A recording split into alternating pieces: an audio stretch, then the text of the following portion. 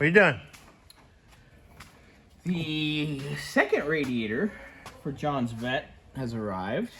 And look, it actually looks like it has the right chingaderas for the sensor. We'll pull this out here real quick and make sure it actually goes Flathead? through. Yeah, give me a flathead. Oop. And if it works, and then it's happy joy time, right? Mm-hmm. That means I can go ham on that car. Ham? I had ham last night.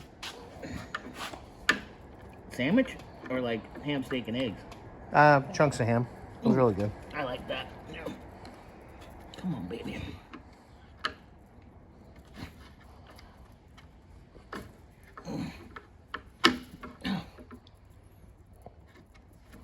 Come on. Hey, look. That actually goes through. We can put sensor on that one. Look, one that's not defective. I can't see in there, but I can see. close enough. So we'll just set that in there so you can put the sensor in there. Hey, look. Winner. All right. Done. Winner, chicken dinner. Squirrel supper.